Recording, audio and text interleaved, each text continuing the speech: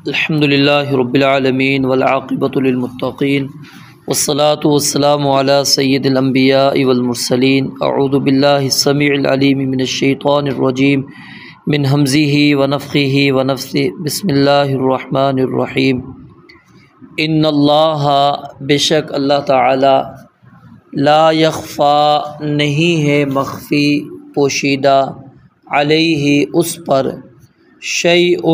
کچھ بھی فی الارض زمین میں ولا فی السماء اور نہ ہی آسمان میں هو الذی وہی ذات ہے جو یصورکم تمہاری صورت بناتا ہے فی الارحام رحموں میں کیف یشاء جس طرح چاہتا ہے لا الہ الا ہو نہیں ہے حقیقی معبود مگر وہی العزیز سب پر غالب الحکیم کمال حکمت والا ہے هو الذی وہی ذات ہے جس نے انزلا نازل کیا اتارا علیک آپ پر الکتاب یہ کتاب منہ اس میں سے آیات منہ اس میں سے کچھ آیات ہیں محکمات محکم مضبوط ہن وہی ام الکتاب کتاب کی اصل ہیں وأخر اور کچھ دوسری متشابہات ملتی جلتی ہے کئی معنوں میں فأما الذین فی قلوبہم بہرحال وہ لوگ جن کے دلوں میں زیغ کجی ہے فیتبعون پس وہ پیروی کرتے ہیں ما اس چیز کی تشابہ منہ جو متشابہ ہو اس میں سے ملتی جلتی ہو معنوں میں اس میں ابتغاء تلاش کے لیے الفتنتی فتنے کی فتنے سے مراد شرک کفر ہے ابتغاء الفتنتی فتنے کی تلاش کے لیے وابتغاء تأویلہ اور اس کی اصل مراد کی تلاش کے لیے وما یعلم تأویلہ اور حالانکہ نہیں جانتا اس کی تعویل کو اس کی حقیقت کو الا اللہ مگر اللہ تعالی والراسخون اور وہ لوگ جو علم میں پختہ ہیں والراسخون فی العلم اور وہ لوگ جو علم میں پختہ ہیں یقولون وہ کہتے ہیں آمنا بہ ہم ایمان لے آئے ہیں اس پر کل من عندنا سب کی سب ہمارے رب کی طرف سے یعنی محکم ہوں یا متشابہ ہوں وما یذکر اور نہیں نصیحت قبول کرتے الا مگر اولو الالباب جو عقلوں والے ہیں ربنا اے ہمارے رب لا تزغ قلوبنا تو ٹیڑھا نہ کر ہمارے دلوں کو بعد اذ ہدیتنا اس کے بعد کہ جب تو نے ہمیں ہدایت دی وہب لنا اور عطا کر ہمیں من لدنک اپنی طرف سے رحمتاً رحمت انک انت الوہاب بے شک تو ہی بے حد عطا کرنے والا ہے ربنا اے ہمارے رب انک جامع الناس بے شک تو ہی جمع کرنے والا ہے لوگوں کو لیوم اس دن کے لیے لا ریب فیہ جس میں کوئی شک نہیں ہے ان اللہ بے شک اللہ تعالی لا یخلف نہیں خلاف ورزی کرتا المیعاد وعدے کی اللہ رب العالمین نے پہلی آیت مبارکہ کے اندر دلیل پیش کی ہے اس چیز کی کہ اللہ رب العالمین ہی حقیقی الہ ہے حقیقی معبود ہے اللہ تعالیٰ کے علاوہ کوئی اور حقیقی معبود نہیں اور اللہ تعالیٰ جو ہے عزیز ذو انتقام غالب ہے اور بدلہ لینے والا ہے کیوں اس لیے کہ اللہ تعالیٰ سے کوئی بھی چیز مخفی نہیں ہے اب اللہ تعالیٰ نے یہاں پر غور کریں الفاظ کے اوپر اللہ تعالیٰ نے یہ نہیں کہا کہ ان اللہ یعلم کل شیء کہ اللہ تعالیٰ ہر چیز کو جانتا ہے کیونکہ اس کے اندر وہ مفہوم اور وہ پختگی نہیں پائی جا رہی تھی جو لا یخفی علیہ شیء کے اندر پائی جا رہی ہے کہ آپ کیا کہہ رہے ہیں کہ اللہ تعالیٰ کہتے ہیں لا یخفی علیہ شیء اس پر کوئی چیز مخفی نہیں کوئی چیز بھی پوشیدہ نہیں ہے۔ جب علم آتا تو اس کے اندر آپ کہہ سکتے چلیں کوئی نہ کوئی چیز ہو سکتی ہے اللہ کی نعوذ باللہ علم سے باہر ہو۔ تو اللہ تعالیٰ نے الفاظ ہی وہ اختیار کیے جس کے اندر کسی قسم کا کوئی شک اور شبہ نہ ہو۔ اور پھر یہ الفاظ اللہ رب العالمین نے یہاں پر پہلے ذکر کیا فی الارض، زمین کا، اس لیے کیونکہ زمین کے معاملات کو ہم سب دیکھ رہے ہیں، ہم سب جان رہے ہیں یہاں پر کیا کیا چیزیں ہیں، ٹھیک ہے۔ آسمان کی چیزوں کے بارے ہمیں نہیں پتہ، ہاں جتنا قرآن اور حدیث کے اندر آ گیا بس اتنا ہی ہمیں پتہ ہے، ہمیں اپنی سے اوپر والی چیزوں کے بارے میں کچھ بھی معلومات نہیں ہے۔ تو اس لیے انسان کی جو معلومات ہے وہ کیا ہے، صرف اس زمین تک ہے۔ تو اس لیے اللہ رب العالمین نے پہلے زمین کا تذکرہ کیا، پھر آسمان کا ذکر کیا۔ اور دوسری اس کے اندر علماء ایک یہ بھی توجیہ بیان کرتے ہیں کہ زمین کا تذکرہ اس لیے کیا کیونکہ یہ نچلی جگہ پر ہے اور آسمان بلندی پر ہے، کہ یعنی انسان نیچے سے اوپر کی طرف جائے، نہ کہ اوپر کی طرف سے نیچے کی طرف آئے۔ یہ اشارہ بھی اس آیت کے اندر موجود ہے کہ لا یخفی علیہ شیء، اللہ تعالیٰ پر کوئی بھی چیز مخفی نہیں ہے، حالانکہ اللہ رب العالمین کی ذات کیا ہے، عرش معلیٰ پر ہے۔ اور پھر اگر آپ ہر آسمان کا فاصلہ دیکھ لیں، 500 سال کا فاصلہ ہے، پھر اس کی موٹائی کو دیکھ لیں، کتنی دور مسافت بن جاتی ہے،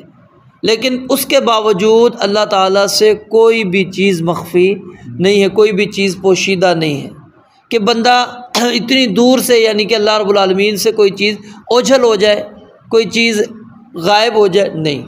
کوئی بھی چیز غائب نہیں ہو سکتی، اوجھل نہیں ہو سکتی۔ لا يعزب عنہ مثقال ذرۃ فی السماوات ولا فی الارض ولا اصغر من ذلک ولا اکبر۔ اللہ کہتے ہیں نہ چھوٹی بات نہ بڑی بات، نہ ذرے برابر وزن، یعنی ذرہ کس کو کہتے ہیں، جب روشن دان سے ہمیں جو بالکل باریک باریک سے جو نظر آ رہے ہوتے ہیں وہ ذرات، ٹھیک ہے۔ تو اور اس کے اندر علماء کہتے ہیں کہ اس کا مطلب ہے کہ جو اللہ تعالیٰ نے کہا نا ولا اصغر، کہ اس سے بھی اور چھوٹی چیزیں ہیں، اس سے بھی چھوٹی چیزیں جو ہمیں یہ نظر آ گئی ہے، اس سے بھی چھوٹی چیزیں موجود ہیں، وہ بھی اللہ تعالیٰ سے اوجھل نہیں ہے۔ لا يعزب عن ربک من مثقال ذرۃ، ایک ذرے کے وزن کے برابر بھی رب العالمین سے کوئی چیز مخفی نہیں ہے۔ تو جب بندے کو یہ چیز علم ہو جائے اچھی طرح کہ اللہ تعالیٰ سے کوئی چیز مخفی نہیں ہے، تو کیا وہ اللہ تعالیٰ کو چھوڑ کر کسی اور کو الہ بنائے گا؟ کبھی بھی نہیں۔ اور یہ اللہ رب العالمین نے یہ دلیل بھی پیش کی ہے اس حوالے سے بھی کہ جو وہ عیسیٰ علیہ السلام کو رب کہتے تھے، الہ کہتے تھے، اللہ رب العالمین نے کیا ان سے کوئی چیز ایسی ہے جو پوشیدہ نہ رہتی ہو، ان کے سامنے موجود ہو؟ نہیں۔ لا یخفی علیہ شیء فی الارض ولا فی السماء۔ پھر آگے اللہ رب العالمین نے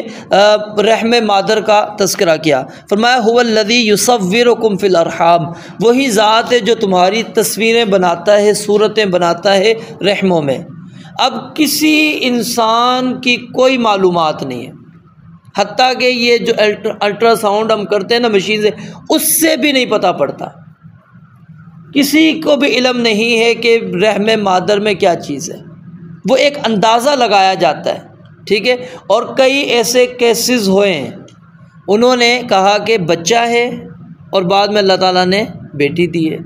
اور ان کے کہنے کے مطابق بیٹی دی، لوگوں نے کہا ضائع کر دیں، بعد میں پتہ لگا بیٹا ہے، کیونکہ اللہ رب العالمین نے جو کیفیت آپ اب مطلب نیٹ پہ بھی موجود ہے، آپ اس سے بھی چیک کر سکتے ہیں، دیکھ سکتے ہیں کہ اللہ تعالیٰ نے بچے کا منہ اس طرح نیچے رکھا ہوتا ہے، یعنی اس چیز پر پوشیدہ ہوتا ہے، مخفی ہوتا ہے، یہ حصہ ظاہر ہی نہیں ہوتا، پتہ ہی نہیں پڑتا۔ اور یہ بھی کب ان کو پتہ لگتا ہے، جب ظاہر 7-8 مہینے کا جب بچہ پورا تخلیق ہو چکا ہوتا ہے، پھر وہ تھوڑا بہت اندازہ لگا رہے ہوتے ہیں اپنے تجربے کی بنیاد کے اوپر کہ یہ کیفیت ہوتی ہے تو اس میں بچہ ہوتا ہے، یہ کیفیت ہو تو اس میں بچی ہوتی ہے، تو وہ اپنا ایک اندازہ بتا رہے تھے، حقیقت کا علم کسی کو بھی نہیں ہے۔ اور پھر دوسری بات کہ ان کو پتہ لگا، کچھ لوگوں کو یہاں پر ایک اعتراض ہوتا ہے کہ جی اللہ تعالیٰ نے تو کہا اس کو کوئی بھی نہیں جانتا، تو پھر ہمیں تو پتہ لگ گیا، تو کسی کو یہ نہیں پتہ کہ اب یہ ناقص ہے یا کامل ہے، یہ زندہ آئے گا دنیا کے اندر یا مردہ آئے گا، کچھ نہیں پتہ، نیک ہوگا بدبخت ہوگا کیا ہوگا، کتنی عمر لے کر آئے گا، کتنا رزق لے کر آئے گا، کچھ نہیں پتہ۔ لیکن انسان ابھی دنیا کے اندر آیا نہیں، ماں کے پیٹ کے اندر نطفے کی صورت کے اندر ہے۔ نبی علیہ الصلوۃ والسلام نے فرمایا، بلکہ قرآن مجید کی آیت بھی ہے نا، یا ایھا الناس انا خلقناکم من تراب،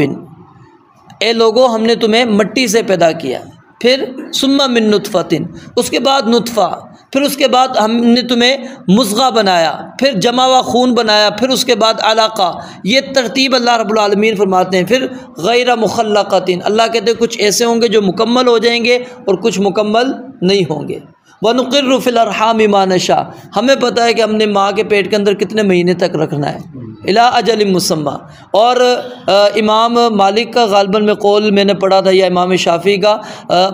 چاروں میں سے کسی امام کا قول ہے کہ زیادہ سے زیادہ جو مدت ہے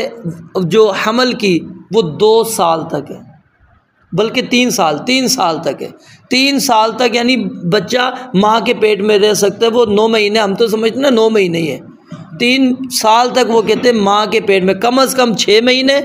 ٹھیک ہے، اور زیادہ سے زیادہ جو ہے وہ 3 سال تک کی ہے کہ اللہ رب العالمین ماں کے پیٹ میں اس کو پال سکتے ہیں۔ تو اللہ رب العالمین جب چاہے جتنا، وَنُقِرُّ فِي الْأَرْحَامِ مَا نَشَاءُ، جتنا ہم چاہیں ماں کے پیٹ کے اندر رکھیں۔ یہ مخصوص نہیں ہے کہ یہ 9 مہینے میں ہی ہو جانا ہے، یہ سارا علم کس کو ہے؟ اللہ رب العالمین کو ہے کہ وہ نیک ہے بد ہے کیا ہوگا۔ اور پھر فرمایا کہ جب انسان، اچھا یہ کیفیات سے گزرتا ہے، نطفہ بدلتا انسان کیا ہے 40 دن کا ہو جاتا ہے، 40 دن کا ہو جاتا ہے، اللہ رب العالمین اسی وقت اس کا معاملہ لکھ دیتے ہیں۔ اس کا نیک ہونا بھی لکھ دیا جاتا ہے، بدبخت ہونا بھی لکھ دیا جاتا ہے، اس کا رزق بھی لکھ دیا جاتا ہے، اس کی اجل، اس کی عمر بھی لکھ دی جاتی ہے، سب اس کے معاملات لکھ دیے جاتے ہیں۔ وہ شروع سے ہی اللہ رب العالمین کو پتہ ہے اس نے کب تک زندہ رہنا ہے، کتنا رہنا ہے۔ اور اس لیے علماء کیا کہتے ہیں، جیسا کہ ڈاکٹر حضرات بس اوقات کہہ دیتے ہیں نہیں ماں کو خطرہ ہے، ضائع کر دیں، گرا دیں، علماء کہتے ہیں نہیں، کیوں؟ کوئی پتہ نہیں، ان کا اپنا تجربہ ہے، وہ اپنے تجربے کی بنیاد پر تمہیں یہ کہتے ہیں کہ نہیں اس سے ماں کو نقصان ہوگا، اس کو خدشہ ہے۔ کہتے ہیں جس جان کو اللہ تعالیٰ نے لانا ہوگا وہ آئے گی، نہیں ہے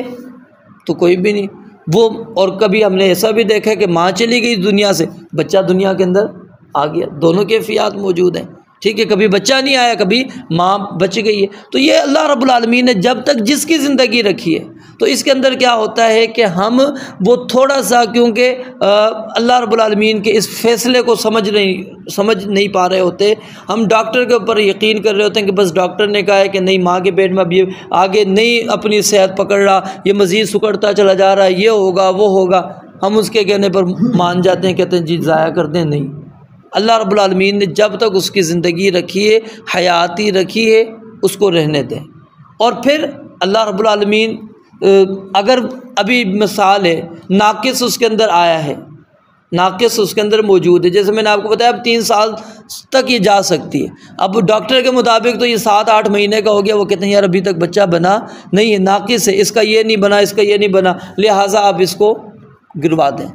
اللہ رب العالمین چاہے اس کو مکمل کر دیں، نہیں اسی طرح دنیا کے اندر لے کر آ جائے، تو اللہ رب العالمین کی قدرت ہے نا یہ، تو اللہ رب العالمین جس طرح چاہے رکھ دے۔ تو اس کے اندر انسان کو اللہ رب العالمین کے فیصلوں پر راضی رہنا چاہیے کہ جس طرح رب العالمین نے معاملہ لکھ دیا، کیونکہ نبی علیہ الصلوۃ والسلام نے فرمایا جس کا اس دنیا میں آنا رب العالمین نے لکھ دیا ہے وہ جان آ کے ہی رہے گی، اس کو آپ ہٹا نہیں سکتے، اس کو روک نہیں سکتے، کیونکہ اللہ رب العالمین کا فیصلہ ہے۔ آپ جتنی کوشش کر لیں گے نہیں روک سکیں گے، اور جب اللہ نے نہیں دینا، ٹھیک ہے، اب جن کو اولاد نہیں ہوتی وہ بیچارے بھاگ رہے ہوتے ہیں، کبھی اس ڈاکٹر کے پاس، کبھی نہیں، اللہ تعالیٰ کا جب تک حکم نہیں ہے ان کے پاس کچھ نہیں ہے۔ جب اللہ کا حکم ہو تو پھر نہ ڈاکٹر کی ضرورت ہے نہ کسی چیز کی ضرورت۔ تو یصورکم فی الارحام، اللہ کہتے ہیں یہ تصویریں میں بناتا ہوں، صورتیں میں بناتا ہوں، میں پورا بناتا ہوں، اور جس طرح جس کو بنایا، یاد رکھیں یہ میرا چہرہ میرے جسم پر بہتر لگے گا، نہ ان کے چہرے پر نہ ان کے جسم پر بہتر لگے، ان کا چہرہ ان کے جسم پر بہتر، کسی کے جسم پر کوئی بھی چہرہ، یاد رکھیے نہ کوئی جسم نہ دوسرے پر بہتر لگتا ہے نہ کسی اور پر، جو اللہ تعالیٰ نے جس انداز میں تخلیق کی ہے وہ اس کے لیے بہترین ہے، وہ کسی اور کے اوپر ہو ہی نہیں سکتی کہ بندہ کہے نہیں یہ پتلا ہوتا تو پھر اس کا بہتر ہو جاتا، یہ ہوتا نہیں۔ آپ لگا کے دیکھ لیں تصاویر، اب مطلب ایسے سافٹ ویئر موجود ہیں، چیک کر کے دیکھ لیں، نہیں انسان بنتا۔ تو اللہ رب العالمین نے جس انداز میں جس کو بنایا ہے، خلقک فسواک فعدلک فی ای صورت ما شاء رکبک، اللہ کہتے ہیں میں نے تجھے پیدا کیا، بالکل درست پیدا کیا، بالکل برابر پیدا کیا، اور جس صورت میں نے چاہے تجھے جوڑ دیا۔ اب تو اس کو تبدیل نہیں کر سکتا، نہ اس کے اندر تبدیلی کا سوچ، بس جس طرح اللہ تعالیٰ نے بنا دیا۔ اگر اللہ نے میری 6 انگلیاں بنا دی ہاتھ کی، مجھے اس پر راضی ہو جانا چاہیے۔ اللہ نے اگر میری ہاتھ کی 4 انگلیاں بنا دی مجھ پر، اس پر مجھے اللہ تعالیٰ کے فیصلے پر راضی ہو جانا چاہیے۔ کسی قسم کا یعنی کہ اللہ رب العالمین نے جو میرے لیے بہتر تھا وہ اللہ تعالیٰ نے میرے جسم کے مطابق بنا دیا ہے۔ تو اسی وجہ سے نبی علیہ الصلوۃ والسلام نے ان چیزوں کے اوپر صحابہ کرام کو کیا فرمایا؟ لا ينظر الى صورکم واجسامکم، اللہ نہ تمہاری صورتیں دیکھتا نہ ہی تمہارے جسم دیکھتا ہے کہ کون خوبصورت ہے، کون جسموں کے اندر طاقتور ہے۔ اللہ کو یہ ضرورت نہیں ہے، اللہ تمہارے دلوں کو دیکھتا ہے، اللہ تمہارے عملوں کو دیکھتا ہے کہ اس کے دل میں کیا ہے، اس کا عمل کیا ہے۔ تو اللہ رب العالمین کو ان چیزوں کی ضرورت نہیں ہے۔ اگر آپ دیکھیں نا، سیدنا عبداللہ بن مسعود کی واضح حدیث موجود ہے، نبی علیہ الصلوۃ والسلام نے فرمایا ان کی بالکل پتلی پنڈلیاں تھیں، اور جب وہ اپنی شلوار اوپر کرتے تھے تو صحابہ ہنسا کرتے تھے۔ آپ نے فرمایا کہ عبداللہ پریشان نہ ہو، یہ میزان کے اندر بڑی بھاری ہوں گی، بڑی بھاری ہوں گی، یہ اللہ رب العالمین نے جب اس کا وزن کرنا ہے تو یہ بڑی بھاری نکلیں گی۔ اور پھر سیدنا بلال کو دیکھیں، کالے ہیں، لیکن اللہ رب العالمین نے جب معراج پر نبی علیہ الصلوۃ والسلام گئے، باقی صحابہ کو نہیں دکھایا، کس کو دکھایا؟ ابو بکر کو بھی نہیں دکھایا، ٹھیک ہے، عمر کو بھی نہیں دکھایا، کسی کو بھی آگے چلتا ہوا نہیں دکھایا، نہ سنوائی آواز۔ آپ نے آہٹ سنی، سیدنا جبریل نے بتلایا کہ یہ بلال ہیں جو آپ کے آگے چل رہے ہیں۔ تو یہ اللہ رب العالمین جس کو چاہے جو مقام دے دے، جو عزت دے دے، تو اللہ رب العالمین نہ صورتیں دیکھتے ہیں نہ ہی جسم دیکھتے ہیں۔ تو اس لیے اللہ تعالیٰ نے جس صورت میں ہمیں بنایا ہمیں اس کے اوپر راضی رہنا چاہیے، خوش رہنا چاہیے۔ پھر فرمایا کہ لا الہ الا ہو، اور یہ اللہ رب العالمین نے دلیل دوبارہ پیش کر دی کہ کوئی حقیقی معبود نہیں مگر اللہ تعالیٰ ہی حقیقی معبود ہے۔ اور اگر تم عیسیٰ علیہ السلام کو مانتے ہو تو پھر وہ ماں کے پیٹ میں کیوں رہے؟ وہ پھر رب تھے تو ماں کے پیٹ میں کیوں رہے؟ وہ تو ماں کے پیٹ میں ان کو ہونا ہی نہیں چاہیے تھا، وہ تو پہلے سے موجود ہوتے، حیٌ ہوتے، قیوم ہوتے، تو وہ تو نہیں ہے۔ پھر آگے اللہ رب العالمین نے قرآن کریم کے اندر جو آیات آئی ہیں اس کے بارے میں بات بیان فرمائی ہے۔ یاد رکھیے قرآن کریم میں اللہ رب العالمین فرماتے ہیں ایک جگہ پر کتاب احکمت آیاتہ، سورہ ہود ہے کہ یہ ایک ایسی کتاب ہے کہ اس کی آیات مضبوط ہے، محکم ہے، اس کی آیات کیا ہیں؟ محکم ہے۔ پھر سورہ زمر کے اندر اللہ تعالیٰ فرماتے ہیں اللہ نزل احسن الحدیث کتابا متشابہا مثانی، کہ اللہ رب العالمین نے بہترین بات نازل کی اور ایسی کتاب نازل کی جو متشابہ ہے، جو متشابہ۔ اب یہ بات دونوں سمجھنے کی کوشش کرنی ہے۔ ایک آیت میں اللہ تعالیٰ کہتے ہیں ہم نے آیات نازل کی محکم، اور ایک جگہ پر اللہ تعالیٰ فرماتے ہیں ہم نے ایسی کتاب نازل کی جو متشابہ ہے، جو ملتی جلتی ہے ایک دوسرے کے ساتھ، اس کا معنی مفہوم ملتا ہے۔ اور یہاں پر اللہ رب العالمین نے پھر دو قسمیں وہی بیان کر دی کہ جو کچھ آیات ایسی ہیں جو محکم ہیں اور کچھ کیا ہیں؟ متشابہ۔ محکم جو ہیں وہ اصل ہیں اور متشابہ اصل نہیں ہے، یعنی ہم نے جس کی پیروی کرنی ہے وہ کون سی آیات ہوں گی؟ محکم ہوں گی، نہ کہ متشابہ۔ اب ان آیات کے اندر کسی قسم کا کوئی تعارض نہیں ہے۔ جن کو اللہ رب العالمین نے کہا نا کہ یہ آیات محکم ہیں تو اس کے اندر سارا قرآن مجید آ جاتا ہے، کہ یعنی یہ ایسی آیات اللہ تعالیٰ نے نازل کی ہیں کہ جس کے اندر کسی قسم کا آپ کو کوئی شک اور شبہ نہیں ہونا چاہیے، یہ اللہ تعالیٰ کی طرف سے نازل شدہ ہے، ایک حرف بھی اس کے اندر کسی اور کی طرف سے آیا ہوا نہیں۔ کیوں؟ آگے اللہ تعالیٰ فرماتے ثم فصلت من لدن حکیم خبیر، پھر اس کی اللہ تعالیٰ نے بالکل تفصیل کھول کر بیان کر دیا۔ اور جہاں پر اللہ تعالیٰ نے کہا کتاب متشابہہ کہ ملتی جلتی، وہاں پر متشابہات سے مراد یہ متشابہ نہیں جو بھی میں آپ کو سمجھاؤں گا، وہاں پر ملتی جلتی آیات مراد ہیں، مفہوم کے اعتبار سے، احکام کے اعتبار سے، واقعات کے اعتبار سے۔ اللہ رب العالمین فرماتے ہیں آپ شروع سے پڑھیں آخر تک آپ کو ایک ہی بات ملے گی، یعنی آپ اگر توحید کے مسئلے کو ہی پڑھتے ہیں کہیں پر بھی آپ کو ایک بھی آیت ایسی نہیں ملے گی کہ جہاں پر اللہ تعالیٰ نے نعوذ باللہ توحید کی نفی کر دی ہو، کہیں پر بھی نہیں ملے گا، سب پر وہ ایک دوسرے سے کیا ہے، ملتی جلتی ہی آیات ملیں گی۔ اب محکم آیات کس کو کہتے ہیں، متشابہ کس کو کہتے ہیں، یہ سمجھ لیں۔ محکم ان آیات کو کہا جاتا ہے جن کا معنی مفہوم بالکل واضح ہو، بالکل واضح ہو، اس کے معنی اور مفہوم کے سمجھنے میں کسی قسم کا کسی کو کوئی شک نہ رہے، تو یہ محکم آیات ہیں۔ اور متشابہات کے اندر وہ آیات آ جاتی ہیں جو آیات مفہوم کے اعتبار سے تو واضح ہیں، مفہوم کے اعتبار سے واضح ہیں، لیکن اصل اس کا مفہوم کیا ہے، اس کی تفسیر کیا ہے، وہ اللہ تعالیٰ جانتے ہیں، اس کو کہتے ہیں متشابہ، یعنی جس کا اصل مفہوم اللہ تعالیٰ ہی جانتا ہے، ہم نہیں جانتے۔ محکم سے مراد مثال ہے، آپ لے لیں نماز کی آیات، بالکل واضح ہیں، سب کو پتہ ہے نماز کیا چیز ہے، ٹھیک ہے۔ آپ نے روزے کی آیات پڑھی، سب کو پتہ لگ گیا۔ آپ نے نکاح کا معاملہ پڑھا، طلاق والی آیات پڑھی، یہ کیا ہے، بالکل محکم آتی چلی جا رہی ہے۔ اب متشابہ کے اندر بعض لوگ اللہ تعالیٰ کی صفات کو لے کر آتے ہیں، یہ بات یاد رکھیے، یہ متشابہ نہیں ہے، یہ محکم ہے۔ اللہ تعالیٰ کیا ہے، اللہ تعالیٰ کا ہاتھ ہے، بل یداہ مبسوطتان، اللہ تعالیٰ نے کہا میرے دونوں ہاتھ کیا ہیں، کھلے ہوئے۔ اب اللہ تعالیٰ کا ہاتھ ہے، یہ محکم آیت ہے، متشابہ نہیں ہے۔ متشابہ کیا چیز ہے یہ سمجھ لیں، کیونکہ کچھ لوگ اسی آیات جو اللہ تعالیٰ کی صفات پر ہیں کہ اللہ تعالیٰ کی پنڈلی ہے، اللہ تعالیٰ کا ہاتھ ہے، اللہ تعالیٰ غصہ کرتا ہے، اللہ تعالیٰ خوش ہوتا ہے، اس طرح کی جو آیات ہوتی ہیں وہ کہتے ہیں یہ متشابہ، جی ہم اس کو جانتے ہی نہیں، اس کا معنی کیا ہے۔ یہ معنی بالکل غلط ہے، یہ متشابہ نہیں ہے، یہ محکم آیات ہے۔ یہ کیا ہے، محکم آیات ہیں۔ ہمیں پتہ ہے ید معنی کیا ہے، ہاتھ۔ اب ہاتھ کیسا ہے اس کی تفسیر ہم نہیں جانتے۔ جو آپ کہتے ہیں نا میں ہاتھ کو ہی نہیں جانتا، یہ اس کا انکار ہو جائے گا محکم آیت کا، یاد رکھیں۔ آپ کہتے ہیں اللہ رب العالمین نازل ہوتے ہیں، اترتے ہیں ہر رات کو آسمانی دنیا پر، اب آپ کہتے ہیں میں نزول کو مانتا ہی نہیں ہوں۔ کیوں کہ جن نازل ہونے کے لیے کوئی سیڑھی چاہیے تو اللہ رب العالمین نعوذ باللہ سیڑھی کے ذریعے سے آتے ہیں، تو اس لیے میں اس کا کیا ہے مانتا ہی نہیں ہوں۔ میں کہتا ہوں کہ نہیں، اللہ رب العالمین نزول ہی نہیں فرماتے، نہیں، محکم ہے، ہمیں اس کو ماننا ہے کہ اللہ تعالیٰ نزول کرتے ہیں، کس طرح، جس طرح اس کی شان کے لائق ہے۔ امام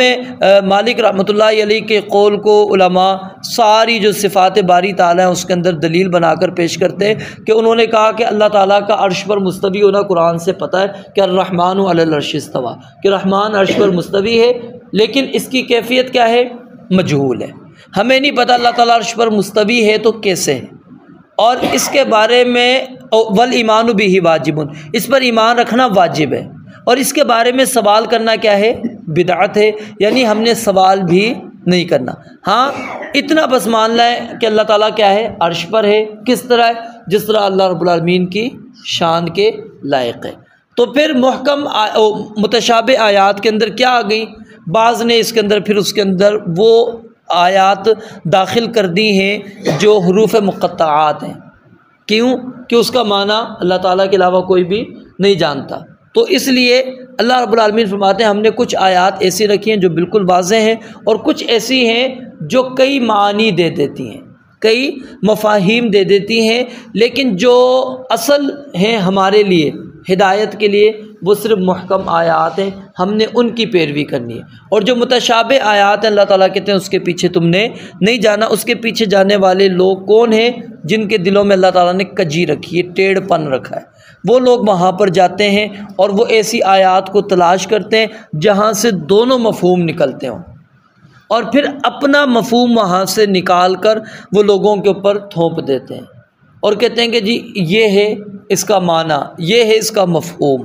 تو اللہ رب العالمین فرماتے ہیں اصل میں کیا ان کے دلوں میں کجی ہے، ٹیڑھ پن ہے۔ اور نبی علیہ الصلوۃ والسلام اکثر یہ دعا کیا کرتے تھے، اللہ یا مقلب القلوب ثبت قلبی علی دینک، یہ دعا ہمیں کثرت کے ساتھ پڑھنی چاہیے، کیونکہ نبی علیہ الصلوۃ والسلام نے فرمایا کہ انسانوں کے جو دل ہیں وہ اللہ رب العالمین کی انگلیوں کے، دو انگلیوں کے درمیان میں، اللہ رب العالمین جس طرح چاہتا ہے ان کو پھیر دیتا ہے۔ اب اس کے اندر ہم نے یہ جو اشارہ ہم کرتے ہیں نا پھیرنے والا، وہ اشارہ بھی نہیں کرنا، ٹھیک ہے، علماء کہتے ہیں ہاتھ سے بھی اشارہ ہم نے نہیں کرنا کہ اللہ رب العالمین کی 2 انگلیوں، کیونکہ جب آپ اشارہ کر دیں گے تو وہ کیا ہو جائے گا کہ آپ نے اللہ تعالیٰ کی انگلیاں اپنی انگلیوں جیسی بنا دی،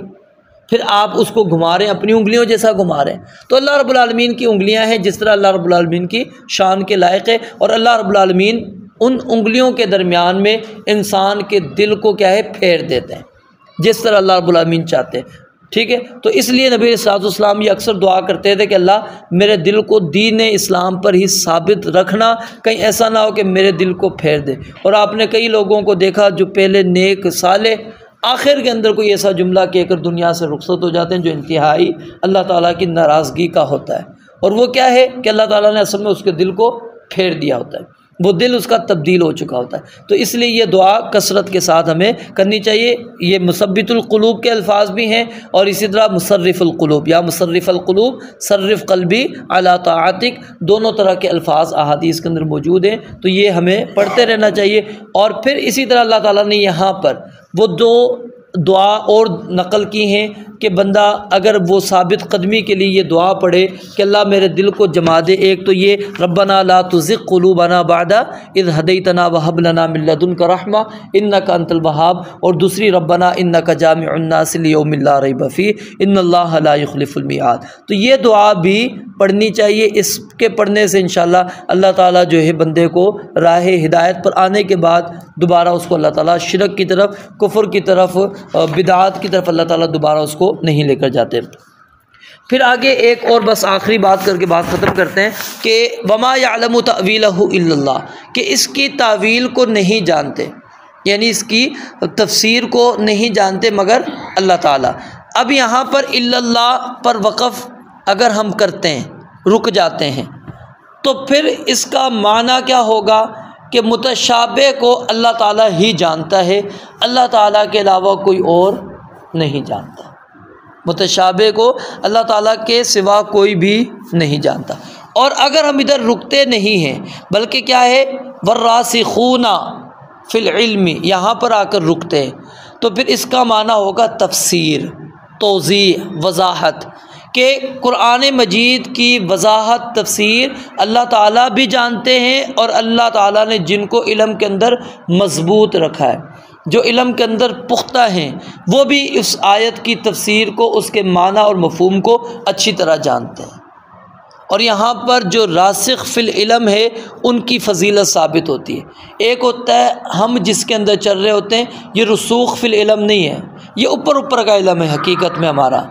ہم رسوخ کیا کہتے ہیں؟ جڑ تک پہنچنا، مضبوطی، بندے کے اندر پختگی، ہر دلیل اس کے سامنے ہو، پھر اللہ تعالیٰ کے ہر فرمان اس کے سامنے ہے، نبی علیہ السلام کی ہر حدیث اس کے سامنے موجود ہے، یعنی اس مسئلے کے متعلق جتنی آیات ہیں، جتنی حدیثیں، وہ اس کی آنکھوں کے سامنے، اس کو کہتے ہیں رسوخ فی العلم۔ اور آپ نے دیکھا ہوگا جتنا عالم بڑا ہوتا ہے وہ جواب ہماری طرح جلدی نہیں دیتا۔ آپ مجھ سے سوال کریں گے میں جلدی جواب دے دیتا ہوں حلال ہے حرام ہے، وہ بڑا سوچ سمجھ کے دے رہے ہوتے ہیں۔ اور وجہ کیا ہوتی ہے؟ وہ اپنے دماغ کے اندر وہ ساری آیات اور احادیث کو دوبارہ ایک مرتبہ دہرا رہے ہوتے ہیں، اور پھر اس کے مطابق، اور وہ بڑے آہستہ آہستہ دھیمے انداز کے اندر آپ کو وہ جواب دینے کی کوشش کر رہے ہوتے ہیں۔ مقصود کیا ہوتا ہے؟ کوئی ایسی غلط بات نہ میں بیان کر دوں جو اللہ اور اس کے رسول علیہ السلام کی نہ۔ تو یاد رکھیں جتنا علم میں آپ پختہ ہوں گے اتنی آپ کی زبان کے اوپر تالا لگتا چلا جائے گا۔ ہم سمجھتے ہیں نا علم آنے کے بعد زبان کھل جاتی ہے، نہیں، بلکہ زبان بند ہوتی چلی جاتی ہے، رک جاتا ہے بندہ، پھر وہ بیان ہی نہیں کرتا، وہ پھر کسی کے سامنے بیان کرتے ہوئے گھبرا رہا ہوتا ہے۔ کیوں؟ اب اس کے سامنے وہ ساری، اب میں نے ایک آیت پڑھی ہوتی ہے، میں اس کے مطابق میں کہتا ہوں جی یہ فارغ بندہ، یہ ادھر گیا، یہ ادھر گیا، ٹھیک ہے۔ ایک حدیث پڑھی، اس کے اندر میں نے پڑھا جی اچھا نبی علیہ السلام نے اس کو جہنمی قرار دیا، میں نے اس کو حکم لگا دینا ہے۔ لیکن عالم جو ہوتا ہے، جو راسخ فی العلم ہوتا ہے، وہ ہمیشہ وہ ساری چیزوں کو مد نظر رکھ کر پھر وہ جواب دے رہا ہوتا ہے۔ تو اس لیے انسان کو جو بھی چیز ہے اس کے اندر مزید آگے جانا چاہیے، رسوخ پیدا کرنا چاہیے، مضبوطی پیدا کرنے کی کوشش کرنی چاہیے، تاکہ بندہ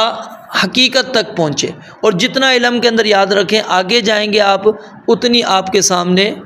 وضاحت آئے گی۔ اب ہم پڑھتے ہیں نا، مثال ہے ایک کتاب پڑھتے ہیں اس میں ہمیں ایک بات ملتی ہے، دوسری پڑھتے ہیں اس میں الگ بات مل جاتی ہے، تیسری پڑھتے ہیں اس کے اندر الگ بات ملتی ہے۔ حالانکہ قرآن وہی ہے، حدیث وہی ہے، لیکن کیا ہے اللہ رب العالمین جس کے ذہن میں جو بات ڈال دیتے ہیں وہ نقل کر دیتے ہیں۔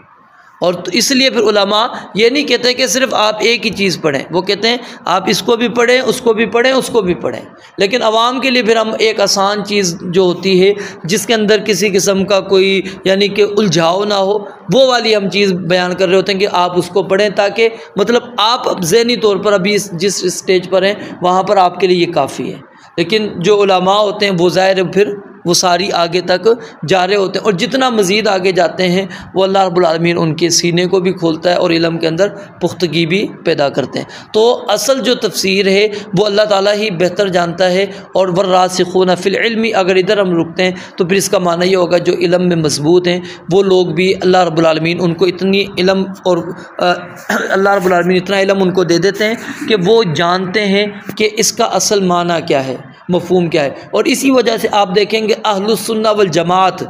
کس گروہ کو کہا جاتا ہے؟ جو صرف قرآن اور حدیث کے اوپر چلتا ہے، جو صحابہ کرام رضوان اللہ علیہ مجمعین کے دین کے اوپر چلتا ہے، نبی الاسلام کے دین پر چلتا ہے۔ اب وہاں پر آپ کو ایک غلطی بھی نہیں ملے گی۔ اس کی وجہ کیا ہوتی ہے غلطی نہ ہونے کی؟ کہ وہ علم میں مضبوط ہوتے ہیں اور وہ قرآن اور حدیث سے ہی اپنے مسئلے کو نکال رہے ہوتے ہیں، اور پھر جو وہاں سے آگے جاتا ہے وہ گمراہی کی طرف نکل پڑتا ہے۔ رب العالمین سے دعا ہے اللہ تعالیٰ سمجھنے عمل کرنے کی توفیق عطا فرمائے۔ وآخر دعوانا الحمد للہ رب العالمین۔